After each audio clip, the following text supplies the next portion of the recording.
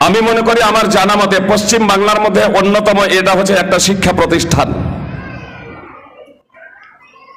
সামনে কারো নয়, আসলে বিভিন্ন জায়গায় আমি আলোচনাও করেছি এবং বলেছিও যে পশ্চিম বাংলায় বিভিন্ন শিক্ষা প্রতিষ্ঠানে গিয়ে আমি একটু যাচাই করেছিলাম, দেখেছিলাম, পর্যবেক্ষণ করেছিলাম আমাদের পঠন পাঠনটা কেমন হচ্ছে। আমি নিরাশ হয়ে গিয়েছিলাম, বিশেষ করে পশ্চিম বাংলার আমি কথা বলবো, যেহেতু এই প্রতিষ্ঠান পশ্চিম বাংলার মাটিতে অবস্থিত। আপনার বিহার বলুন, ইউপি বলুন, অন্যান্য জায়গায় ভালো ভালো প্রতিষ্ঠান আছে। কিশনগঞ্জ মাহাদ, তার সুঘ্রাণ সারা পৃথিবীতে ছড়িয়ে গিয়েছে বলা যেতে পারে। এই বুড়িহারে এখানেও একটা প্রতিষ্ঠান, যেহেতু ছেলেদের এটা অনেক পরে করা হয়েছে, মেয়েদের অনেক দিন থেকে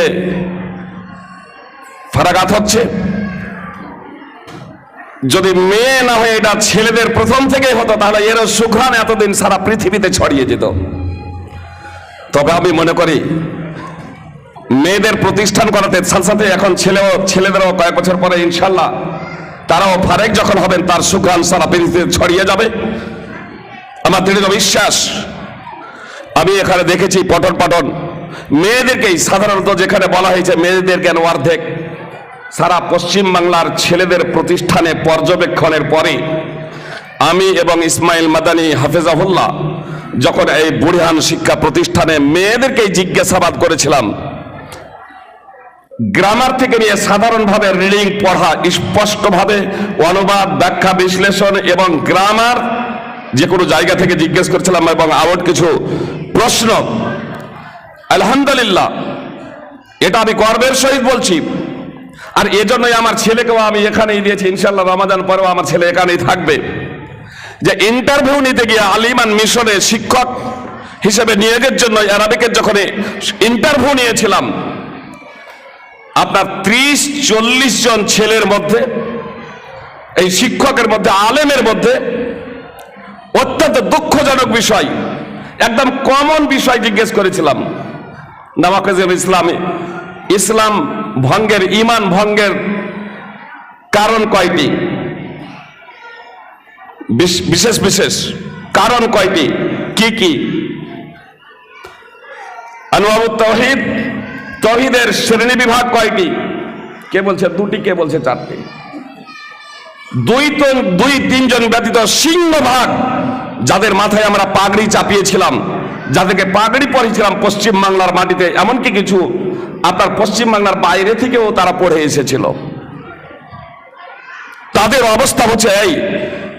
আমি মাদানী ভাইকে সেদিন বলেছিলাম, ইসমাইল মাদানী হাফিজাহুল্লাহকে, যে মাদানী ভাই এই অবস্থা কেন? তাহলে কি পঠন পাঠন একেবারে শেষ? দীর্ঘদিন যাবতে যে পঠন পাঠন করছে 8 বছর 10 বছর ধরে, অবস্থাটা এত করুণ কেন? এই জায়গাতে এসে আমরা আশা পেয়েছিলাম, আলহামদুলিল্লাহ, বুকটা ভরে গিয়েছিল। সেদিনই আমি সিদ্ধান্ত নিয়েছিলাম যে আমার ছেলেকে যদি আমি পড়তে যদি পাঠাই পশ্চিম বাংলার মাটিতে কোথাও, তাহলে অন্তত এই বুড়িহানে পাঠাবো। আর তারপরের বছরই বুড়িহানে আমার ছেলেকে এখানে আলহামদুলিল্লাহ আমি দিয়েছি। আমি এখানে ছেলেকে দিয়ে আমি নিজেকে সৌভাগ্য মনে করছি, আর এখানে উপস্থিত হওয়ার পরে আমি নিজেকে গর্বিত মনে করছি।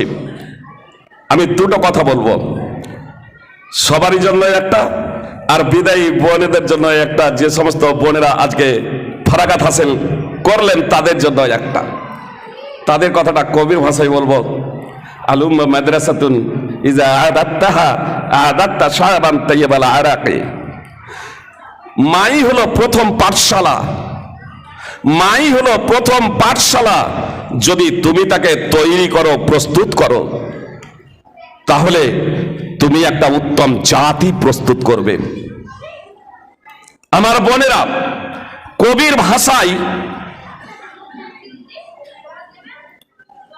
তোমরা একটা পাঠশালা, তোমরা একটা বিদ্যালয়, বুড়িহান তোমাদেরকে তৈরি করেছে। এখন তোমাদের কাছে দাবি একটা উত্তম জাতি উপহার দেওয়া।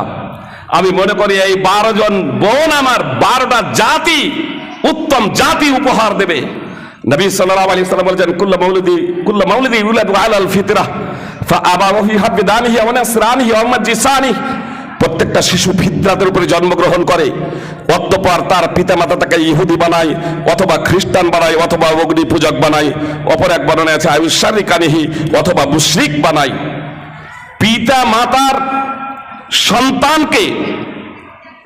সন্তানকে গড়ে তোলার জন্য পিতা মাতার অনন্য ভূমিকা রয়েছে। এজন্য রাসূল সাল্লাল্লাহু আলাইহি সাল্লাম বলছে, যে শিশুটি ফিতরাতের উপরে জন্মগ্রহণ করছে সেই ছেলেটিকেও বিভ্রান্ত করে দেয় পিতা এবং মাতা।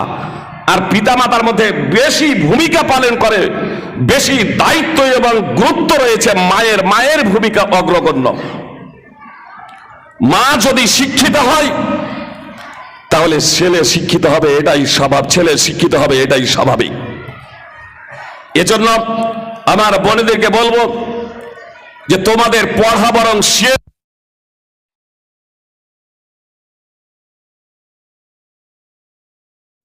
পড়িয়েছ। আমি মনে করি এখন তোমরা এতদিন পর্যন্ত শিক্ষককে পড়িয়েছ, তোমরা না পড়লেও তোমরা ক্লাসে উপস্থিত হতে পারতে, কিন্তু শিক্ষকরা না পড়ে তোমাদেরকে পড়াতে পারেননি, না অধ্যয়ন করাতে পারেননি। আমার বোনেরা, আজকে যখন তোমরা পড়া শেষ করলে, এবার তোমরা নিজেরা পড়তে শিখেছো, এবার তোমাদেরকে পড়তে হবে। এতদিন পড়িয়েছো, এবার নিজেদেরকে পড়তে হবে। এখানে পড়ার শেষ নয়, এই জন্য অভ্যাস দ্বারাই পড়া বজায় রাখতে হবে। আর সমস্ত ছেলে এবং মেয়ে, আমি সবাইকে একটা বার্তা দেবো, একটা পাঠ দেবো। মালিক ইবনে হুয়াইরিস রাদিয়াল্লাহু তাআলা আনহু রাসূল সাল্লাল্লাহু আলাইহি সাল্লামের নিকটে 20 দিন অবস্থান করেছিলেন। মালিক ইবনে হারিস সহ একটা যুবকের টিম নবী সাল্লাল্লাহু আলাইহি সাল্লামের নিকটে 20 দিন অবস্থান করেছিলেন। অতঃপর নবী সাল্লাল্লাহু আলাইহি সাল্লাম তাদেরকে যখন বিদায় জানাচ্ছেন 20 দিন পরে, তখন রাসূল সাল্লাল্লাহু আলাইহি সাল্লাম তাদেরকে বলেছিলেন, ইরজিউ ইলা আহলিকুম ওয়া আল্লিমুহুম, তোমরা ফিরে যাও তোমাদের পরিবারের কাছে, তাদেরকে তোমরা শিক্ষা দেবে। এই বুড়িহানের যে সমস্ত ছেলে এবং মেয়েরা অনেক বছর ধরে আছো, আমি অনেক বছর ছেড়ে দিচ্ছি, বছরের শুরু থেকে নিয়ে এই বছরের শেষ, আবার মানে রমাদান পরে আবার আসতে হবে। তাই 1 বছরের যে ব্যবধানে 1 বছর ধরে তোমরা যা শিখলে, প্রত্যেকেই এই দায়িত্ব নিয়ে এখান থেকে এই পাঠ নিয়ে আমাদেরকে এখান থেকে যেতে হবে যে আমাদের বাড়িতে যাতে একটাও আর বেনামাজি না থাকে। আকীদা জানে না, ঈমান কি বুঝে না, ইসলাম কি বুঝে না, কোরআন কি জানে না, আল্লাহকে বুঝে না, মুহাম্মদ সাল্লাল্লাহু আলাইহি ওয়াসাল্লামের পরিচয় সম্পর্কে অবগত নয়। অন্তত আল বুরহানের যত ছাত্র এবং ছাত্রী আছো, প্রত্যেকেই এই প্রতিজ্ঞা নিয়ে এখান থেকে যাবে। এটা আমি তোমাদেরকে পাঠ দিচ্ছি আমার পক্ষ থেকে। এটা অবশ্যই এই পাঠ তোমাদেরকে নিয়ে যেতে হবে যে তোমাদের বাড়িতে যাতে একটাও বেনামাজি না থাকে। বাপ মা যদি বেনামাজি থাকে, তাদেরকে ততক্ষণ পর্যন্ত তাদের পিছনে লেগে থাকতে হবে যতক্ষণ না নামাজি হয়ে যাবে। ভাই বোন যদি বেনামাজি থাকে, ততক্ষণ পর্যন্ত তাদের পিছনে লেগে থাকবে যতক্ষণ না তারা নামাজি হয়ে যাবে। এইভাবে পুরো ফ্যামিলিতে যদি সবাই নামাজি হয়, তাহলে অন্তত পক্ষে এমন কোনো ছেলে যাতে আমরা যাতে রমাদানের পরে এইভাবে না আসি যে একজনকেও আমরা নামাজি বানাতে পারিনি, একজনকেও আমরা ভালো মানুষ বানাতে পারিনি।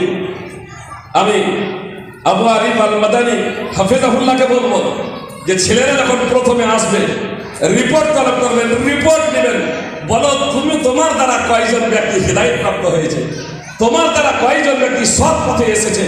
আমি এই কথা বলে আবার কথা ইতি করে দিচ্ছি সংক্ষিপ্ত, যে আমরা যাওয়ার পরে এখান থেকে যাব তাই ইলাল্লাহ হিসেবে আল্লাহ তাআলার দিকে আহ্বান জানাবো, নিজেরাও সৎ পথে থাকবো, ভালো মানুষ হবো এবং অন্যকেও ভালো মানুষ বানানোর জন্য সার্বিক প্রচেষ্টা চালাবো।